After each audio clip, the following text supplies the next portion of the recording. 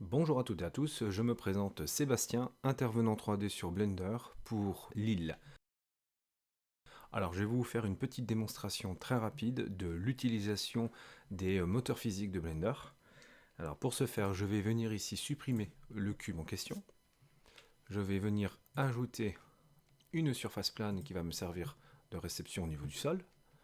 Je vais ajouter une UV sphère et cette UV sphère va me servir de récepteur pour ma simulation. Alors on va la préparer très rapidement. Donc ici je vais venir supprimer la moitié de ma sphère. Je vais mettre ici le centre de mon objet, sur le curseur. Voilà, puisqu'il faut que tout soit au niveau du sol. Voilà, alors je vais même faire mieux, je vais le mettre ici. Voilà, c'est important que ce soit bien placé au milieu. Cet objet-là, je vais lui rajouter une épaisseur avec le Solidify de Blender. Je coche cette case pour que j'ai bien les angles droits. Et ici, avec le Thickness, je modifie l'épaisseur de mon objet. Je valide mon Solidify, donc je valide le modifier pour figer mon objet dans sa forme finale. Maintenant, on va rajouter un nouvel objet qui va me servir d'objet actif, puisque là pour l'instant nous n'avons que des objets passifs, donc ce sont des objets qui vont réceptionner les éléments actifs de la simulation. Je vais prendre ici une UV sphère. Je vais la mettre comme ceci. Maintenant, on va activer la partie Rigid Body, donc celle qui va nous permettre de faire interagir des objets solides entre eux. On va prendre déjà le sol et on va aller dans la partie physique. Et je vais faire en sorte qu'elle soit en Rigid Body passif. Et je vais le laisser pour l'instant en box. Ensuite, je vais faire de même avec mon bol. Donc je vais faire Rigid Body passif. Cette fois-ci, on va prendre un mesh parce que c'est un objet complexe.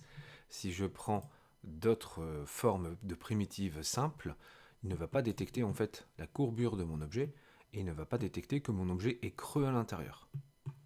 Je vais sélectionner ma sphère, je vais toujours prendre ici Rigid Body, mais cette fois-ci je vais les laisser en actif, puisque c'est lui qui va interagir avec les éléments passifs de ma scène.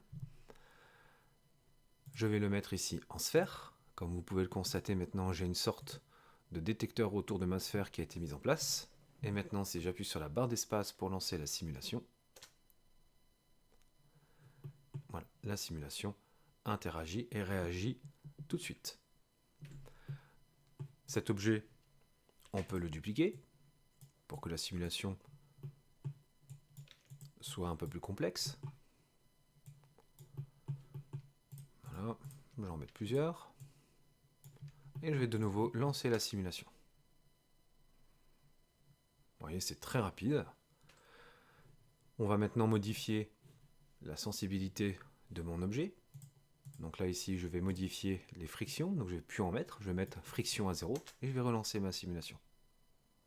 Hop, et comme ma surface plane est un rigid body, eh bien ma surface plane va permettre de faire interagir les sphères sur la surface. On va en mettre d'autres. Je vais faire Shift D pour pouvoir redupliquer ici ma surface. Et j'ai pris trop d'objets. Voilà, et je vais lancer. Et voilà. Alors maintenant, si je veux que mon bol ici ait du rebond, à moins de rebond, voilà. Et maintenant ici mes sphères, je peux faire en sorte qu'il n'y ait plus de friction sur mes sphères. Je vais aller copier les paramètres de ma sphère. Hop là, et je remets. Voilà, comme ça elles sont un petit peu plus rebondissantes. Maintenant, ce qui est bien, c'est que je peux mettre à nouveau la simulation un jour très rapidement. Donc par exemple ici, je vais pencher mon objet de réception. Et je vais relancer la simulation. Voilà.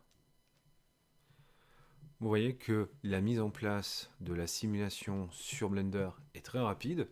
C'est vraiment fun.